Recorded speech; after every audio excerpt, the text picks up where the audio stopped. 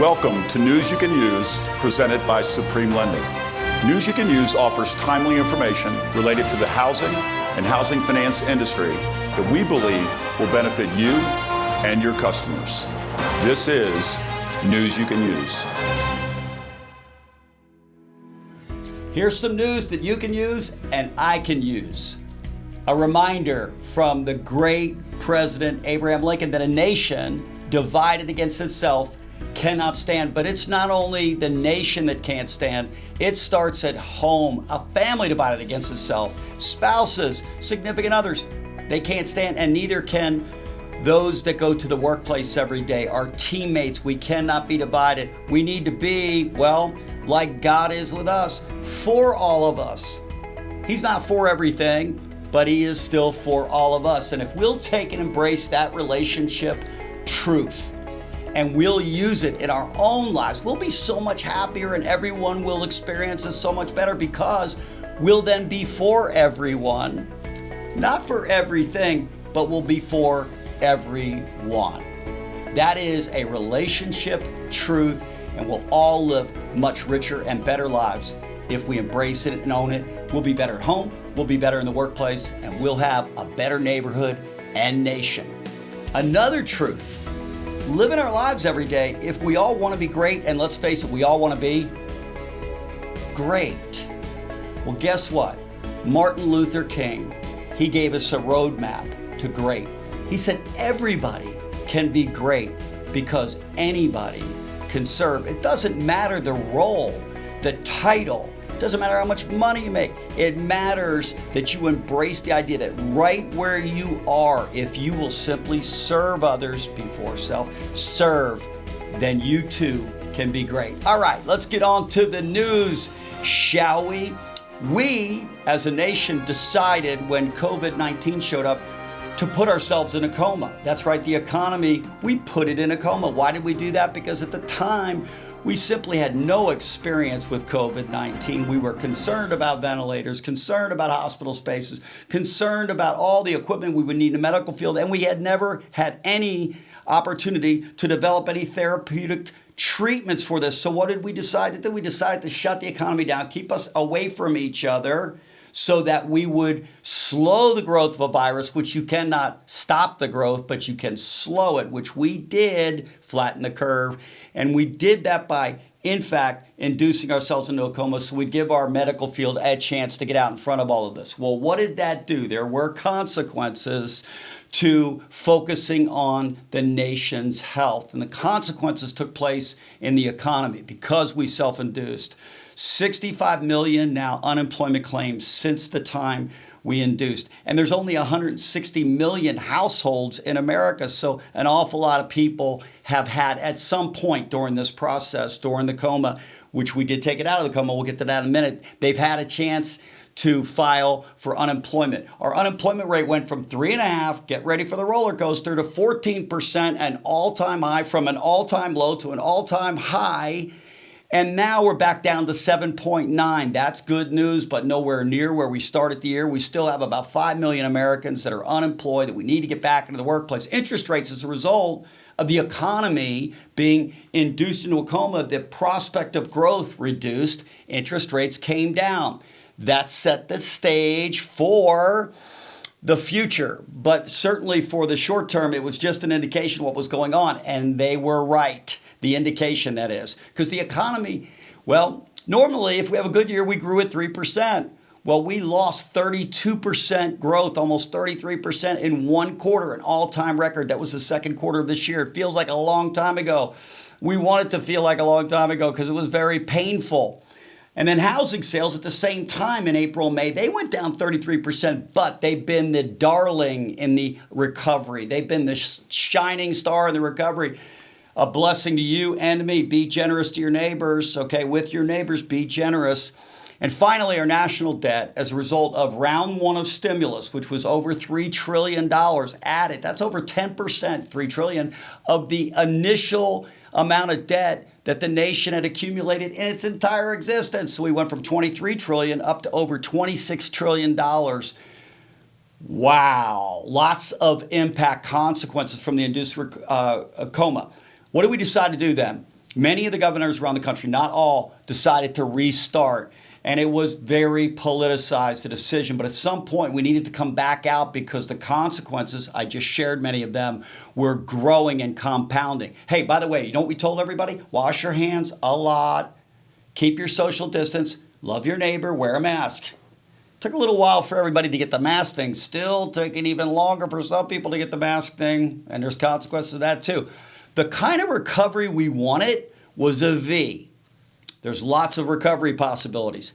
The kind of recovery it appears like we're getting at this stage is a K. And what does that look like? Well, when you shut down the economy and then start it up again, but you hold back on bars and restaurants and cruise lines and casinos and stadiums and concerts, the service sector of the economy gets impaired and impacted. That is the recovery in a much more substantial way. The professional jobs, not service jobs, and by the way, neither are better, they're just different. But certain jobs, well, they got to continue to go to work every day and continue to provide their professional services. And so it looks like a recovery today that looks like a K. We'll hope to get the bottom of the K, the service sector, back to working again. I don't know what the letter that'll be, but it won't be a K any longer, and we'll be hopeful to see that take place. All right, let's talk about everybody in the constituents that had a chance to help the recovery and what they've done. We said from the very beginning, the Fed, monetary policy, Washington, fiscal policy, and ultimately our healthcare industry would all have to play a role to get us not only not out of the coma, because we could get ourselves out of the coma and restart, but I'm talking about actually back to a thriving economy. Well, the Fed has done anything and everything and then more. They've done anything and everything and then more, and they're continuing to dream up new ideas about how they can keep the blood flowing through this patient as it recovers. Now, they did that while it was in the coma. We brought it out of the coma, and they've continued to fuel the blood flow in this patient to give it a chance for a full recovery. Great job. Monetary policy, they got off to a great start. Washington did. They did a $3 trillion CARES Act. It had a lot of support for a lot of different people, for employers so they could keep people on the payroll, for unemployment so people that were unemployed could actually have additional dollars, for stimulus. We gave people making less than $100,000 money. Why? So we could continue to keep a propeller on the economy.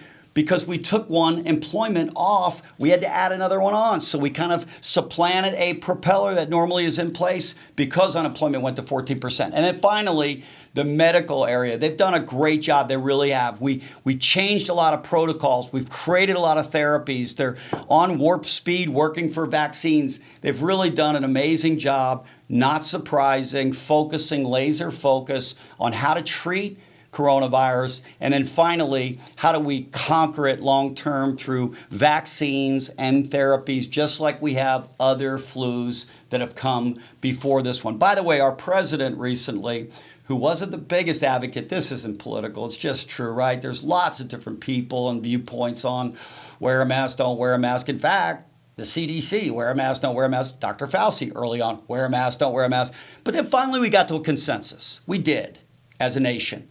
That wash your hands, keep social distance, and wear a mask, love your neighbor, right, would be the best way. Fortunately now, the president looks like he's recovering. Keep our prayers for him because we're for everybody, not for everything, but we are for everybody. Keep that in mind, okay? The president appears like he's going to get a full recovery, and we'll continue to pray for him to do so. But it is really symbolic, isn't it, that the president of the United States would wind up crossing paths with this thing called coronavirus. All right, let's take a look at the data. What does the data tell us with regard to coronavirus? You know what it really tells us? It tells us that that we had a major move early on in new cases. That was kind of the Northeast, New York, New Jersey, Connecticut, okay, when it first really kind of took off in the United States early in the year, and we induced the COMA. Then we started flattening the curve there. And then it took off again. Where was that? In the Southeast and into Texas. So the Southeast and the rest of the South really got cooking in not a good way with new cases. And then they started coming down, continuing to be on the decline. That's good news. It's now moved up into the Midwest. In fact, it's a virus. It's going to get everywhere. Ultimately, we've done a better job with washing your hands, social distance, and wearing masks. Right? So we are seeing it fare out better. And what we know is true is that when this comes in contact with younger people, they fare much better than when it comes in contact with older folks. So our older folks, knowing that now, those especially who have other underlying illnesses, know that they need to be particularly careful that they don't cross paths with this at this time till we can get the vaccine, until we can get to additional and better therapies. Let's talk about now specifically. So look, COVID, is it gone? No. Okay, we're going to have it around for a while, but we're doing a better job across the board managing it. We'll continue to hope through the winter that that's what happens, that it stays quiet. Okay, let's take a look at the economy, what's going on with our patient, with unemployment, with retail sales, the stock market and housing, things that kind of matter, right? Well, the jobs report came out last Friday. The good news is we went down from 8.2 to 7.9. More progress. We actually added another 661,000 jobs.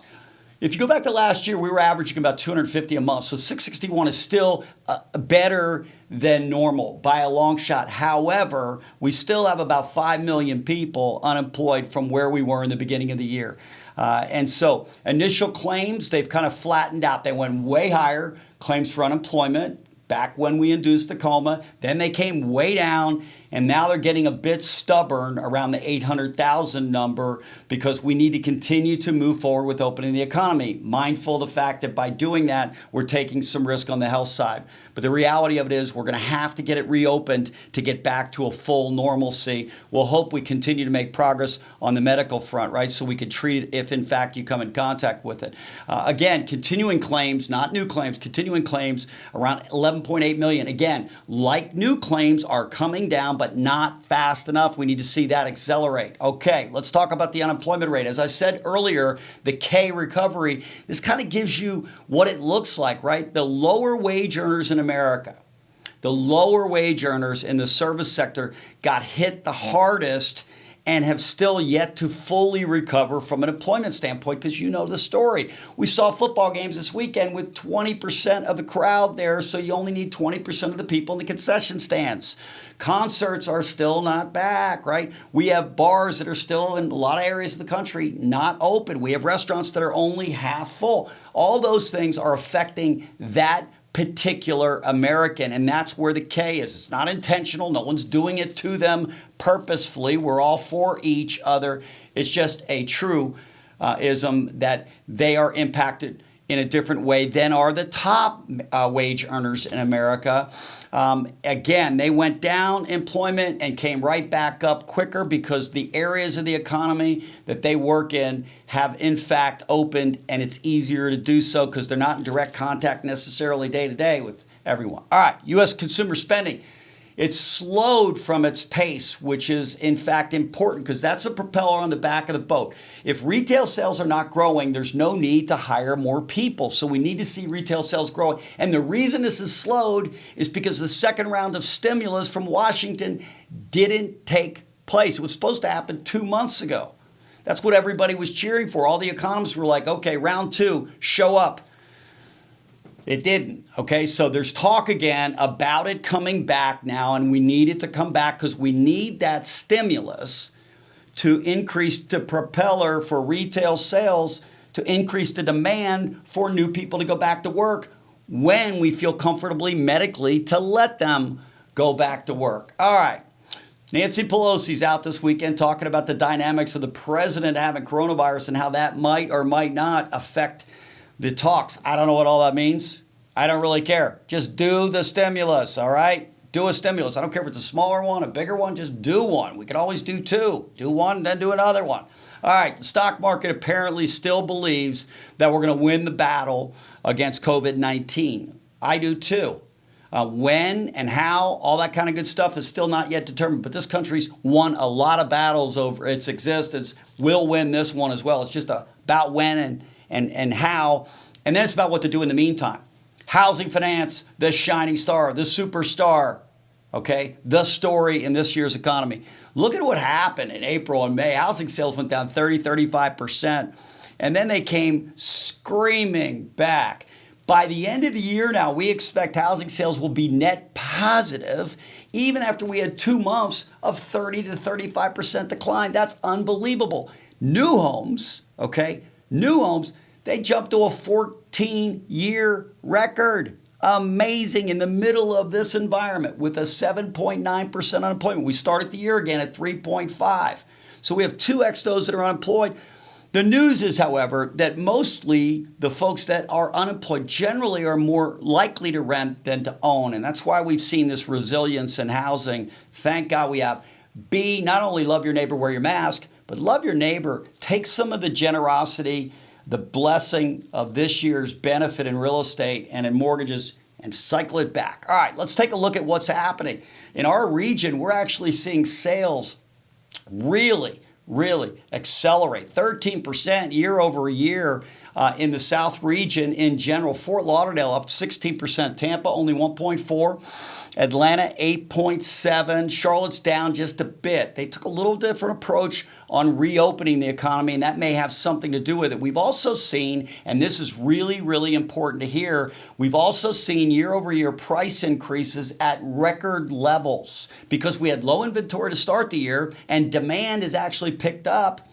We're actually seeing prices increase. Why wouldn't you, if you were a seller, increase the price? There are some challenges with that. Don't celebrate when you write the contract. Celebrate when the appraiser confirms the appraised value meets the contract price. We'll get to that in just a second here on News You Can Use. Okay, a record number of borrowers, historically low interest rates, can now save on a mortgage refinance, and they're all deciding to do so. So this is going to be a record year in refinance applications and a great year in housing. And what does that mean? It means we have a traffic jam in our industry that's causing slowdowns to processing times and other consequences as well. We'll get to in just a second.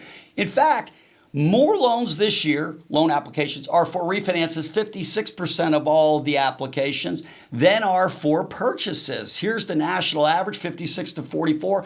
Look at Supreme Southeast, laser focus. Why? Because we care about delivering the industry's best experience to you, our partners. And so we're focused on making sure that we stay laser focused on your needs, meeting you and your buyers and sellers' needs. Average in the country, 49 days for a mortgage, 50 for a refinance, 45 for a purchase. You and I both know you put in an application today, in a contract, it's going to take you 45 days to get a loan for your purchase. The seller's probably going to take one of the other 4 or 5 contracts, aren't they? Of course they are. So here's what we got. We have the industry producing loans on an average of 49 days, as I've told you in the past. I think they're making wine. They should be making mortgages, but they're making wine. I like drinking wine. I just don't like making wine during the day. I like making mortgages really fast. In less than 22 days. That's our average at Supreme. So we want to go really fast. Why? Because your buyers, when they put a contract in, they need to go really fast to get the attention of a seller in a market with scarce inventory. You know the story, and so do I. That's why your contingencies are so tight in the contract. But let me just tell you a dilemma we have in the traffic jam. We have a dilemma because the appraisal business is overwhelmed. And they just can't hire new appraisers because it takes 2 to 3 years to become one. So what do we have? We have year over year demand for refinances and demand for purchase record high, and appraisers, we don't make any more of them. Add water and stir. There are no new appraisers. And so we have a traffic jam, not only in the lending industry, but we have a traffic jam in the appraisal business. And we have really 2 problems: speed of service with appraisers today, and we have valuation because increases in prices with buyers and sellers are challenging appraisers to get the right comparables so they can justify the contract price. Fortunately for you and for me, today we have a special guest on News You Can Use to tell us all about what you can do and what we can do to help avoid the traffic jam. I have the owner and chief operator of D.S. Murphy & Associates, the largest appraisal firm in the Southeast. When I think about D.S. Murphy and I think about Scott, I think about the highest quality standard in the business, the best service organization in the business. He's also great because he's trained thousands of you over the years with regard to appraisals and the appraisal process. Scott Murphy, welcome to News You Can Use. Good morning, Pat. Good morning, everyone. Scott, we have a traffic jam in our industry. Record low interest rates has created a record high demand for refinances, and home buying is up year over year as well. That includes when April and May was down almost 30%. So actually, while home buying is up for the year only 1 or 2%, it's really up about 30% right now. The bottom line, demand for mortgages is at an all-time high, and so the demand for appraisals is at an all-time high. Before we discuss the traffic jam and how best to manage it, I wanted to ask you to go back a little bit and discuss some of the regulation changes that took place as a result of the Financial Reform Act and how they play a role in today's traffic jam. So Scott, the Financial Reform Act, it changed requirements for lender and appraisal relationship. What exactly changed and why? It really hurt the good lenders that were out there. What it was trying to do is create separation between the origination staff and the appraiser, because there were a lot of bad lenders taking advantage of appraisers. So unfortunately, those of us that work together very ethically and were able to kind of streamline the process now have to go through these extra hurdles. So we got to go through a third party now, kind of an intermediary, which added cost to the process and really kind of creates, particularly today when we're in a traffic jam, it creates a bit of a, let's just say, delay in us ordering an appraisal, getting it through a third party, and then finally getting it to the appraisal firm. So let's get on with that traffic jam if we could. Refinance demand, all-time high. Home sales as well, basically at this point at an all-time high. Tell us a little bit about appraisal demand, what you're experiencing today as opposed to, say, this time last year. Yeah, we're up probably more than 50% over last year. Business is just crazy, and refinances being as high as they are has created a significant demand. So it's difficult keeping up with that capacity. And you got to remember too, from an appraisal standpoint, there's a lot of logistics that goes into this. We've got to our area keeps expanding and expanding as Atlanta keeps stretching out further and further. So with appraisal demand at an all-time high, why don't you just simply hire more appraisers? Yeah, that would be great. We have probably the best, most developed appraisal training program in the country, but it takes 2 to 3 years to get somebody through the process to the point that they're certified. So, when things get busy like this, there's not much we can do other than hunker down and work nights and weekends. So it's an individual professional expertise that you can't acquire it overnight. It's not like add water and stir and you have a new appraiser. So we have the challenge that we have today, which is the traffic jam demand, which is a good problem. I mean, it really is. The refinances are benefiting consumers in terms of an added stimulus, not from Washington, but the benefit of lower interest rates, and buyers are out, and that's a good thing for all of us in the industry. But it is difficult. What are turnaround times at your firm today? And again, I would consider your firm the best of the best in terms of service and quality. But how are you seeing turnaround times today as opposed to this time last year? Yeah, we're a large firm with 75 appraisers, so we're able to handle capacity a little better than the individual appraiser who's just really limited at what he can do. Last year, we were at our 4 to 5 business day turnaround for purchase or refi. Right now, we're about a 10 to 14 day turnaround, and we're focusing on purchases, trying to get them done in 7 days or less.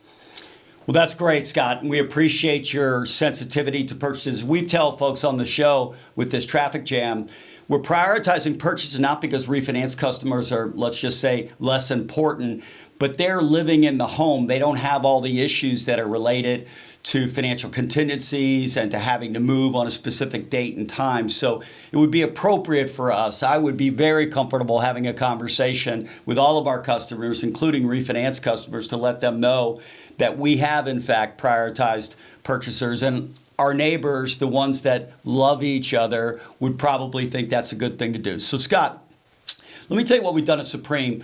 The intent to proceed process, which is really to get a customer to give us an ITP, intent to proceed, before we can charge them for an appraisal. On purchases, we've waived that process. And that saves us anywhere from 1 to 2 days to get an order to you. We're also, as you're familiar, paying a bonus to appraisers on purchase transactions. Let's talk about the other constituents in the transaction. What could and should a listing agent do today to help you as an appraiser and your team expedite the appraisal process? Great. COVID has played an issue in this. It's made people a little weary about having people come and go from their home. Fannie Mae has kind of weighed in on this and allowed appraisers to do drive-by or desktop type appraisals. For the most part, we try not to do that. That's not going to give you the most accurate appraisal. So 99% of the time, we want to proceed with a full appraisal. What you can do to help us there is, of course, have all the lights on, have doors open, anything to make it so that there's very little contact from the appraiser. Have your comparables ready. Have a package ready, either there on site or even preferably email it to the appraiser when they contact you. Write out on your multiple listing sheets reasons why that comparable is good or that comparable is bad. Have a survey available, maybe a prior appraisal floor plan sketch, anything to help the appraiser move along. But most importantly, try to work with the appraiser and allow them to come in on their schedule. We are so busy with our schedules. I try to schedule in 2-hour windows. We're not like the cable company saying we're going to be there morning or afternoon, but allow the appraiser to have a little flexibility there. That'll also help too, that if I set this up for tomorrow and another one comes in that neighborhood, I can kind of take that too. So that flexibility is going to be real important. Yeah, I thought it was interesting when you and I talked. So we have two issues. We have timing to meet financial contingencies. And so the appraisal industry is in the middle of an all-time record. They can't just order or hire new appraisers. And so we've got a limited amount of appraisers available to go deal with a record number of loan applications. So as a listing agent would go, we've got two issues. We have speed, by which we can get the appraiser to the property so that we have the ability to expedite the appraisal as quickly as possible. And then as Scott talked about, valuation. So the most important thing, Scott, I heard you tell me the other day is when you set the appraisal order schedule from an efficiency standpoint with these conditions in mind, you're sending appraisers out to certain geographies. And so if the listing agent doesn't take the phone call, misses the phone call, or doesn't respond and make themselves available, we slow down the process, correct? Right, correct. Yeah, so we've got to prioritize. Number one thing is we've got to have appraisers be seen by the listing agent as a priority and as a seller as a priority. Be sensitive right now. Know their schedules are jammed. They're not more important than you. It's just right now, they're kind of more important than you. So you got to make yourself available. And Scott and I talk behind the scenes just about the mechanics of how they have to be as efficient as they need to be today. So take the phone call and be responsive and be available. Make your schedule available. I want to talk a little bit more, Scott, about valuation, because we see more and more today prices go past the list price. So we get a listing out there, there's 4 or 5 bidders, and we might go right past the list price in terms of the contract. And that's cause for celebration until everyone reminds themselves we need to actually have an appraisal meet the value. So again, tell the listing agent what the listing agent and the seller can do specifically to help you justify valuation in what is clearly a marketplace where values are going up at a record pace. Yeah, and COVID has played itself out here as well. As you indicated earlier, we had a slowdown in the market. There were 2 or 3 months when demand and supply dropped 30 to 40%. Then Georgia went back to work, and all of a sudden demand went through the roof, and there weren't enough properties available. So it made the problem even more difficult. Trying to find comparables earlier this year or within the last 3 or 4 months has been very challenging. We usually have that spring market to help springboard us through the summer. We didn't have that. So then what do? Go back into November, December for comparables? Those aren't the best months for sales. So every single comparable matters, and it's really important. We really appreciate the time that you've given us here this morning on News You Can Use, and we'll follow up with you coming up here again soon so that we can remind our viewers of exactly what they can do, because listen, this traffic jam that exists is real, and what we want to do at Supreme is do the very best we can to educate you, News You Can Use, so that you and your sellers and the buyers can get accomplished exactly what they're trying to get accomplished. Scott, thanks for being a part of News You Can Use today. My pleasure. What a blessing to have Scott join us this morning to give us all insight about how we can do our best in the traffic jam to continue to deliver the industry's best customer experience to your customers, your buyers and your sellers. I also want to remind you what we're doing here at Supreme is on the front end, we're waiving what's called the ITP, intent to proceed. We're ordering the appraisal without the customer's assent. We're taking the financial risk. That's it. Supreme's doing that. Why? We can pick up 1 to 2 days to benefit the transaction. And in addition to that, we're paying appraisers extra dollars, $100 extra to do our purchase money transactions. So we're doing everything we can. And now we've just given you some insight about what you can do. So together we can deliver the industry's best customer experience. You know what you should do? Here's what I hope you do. What I pray you'll do. Start with Supreme. You start with Supreme, you're going to get outcomes that are going to be the industry's best. We've already given you the data. I'm going to give you another insight about outcomes, speed. If you're representing a buyer today or a seller and you want the transaction, need the transaction to go really fast, less than 21 days, you want it to go in 8 days, 9 days, 10 days, use the Supreme Speed service. Talk to your loan officers about it because we can go in 8 days, in 9 days, in 10 days. We can get transactions in and out quickly to meet the needs of buyers and sellers in the market. We also have another incredible service. If you didn't start with Supreme and a loan gets, well, stuck someplace and they can't figure it out, get in touch with one of your loan officers and get them to understand that you need the Supreme Rescue Service to show up, to do assessment. We'll get the best doctors, mortgage doctors in America to assess the transaction. And if we agree, we have a different solution, second opinion, and we can get it done, then we'll plug you into the Supreme Speed Service and we will rescue the transaction and get it done very quickly so that buyers and sellers can get done exactly what they started to get done, but couldn't get done because they didn't start with Supreme. Start with Supreme.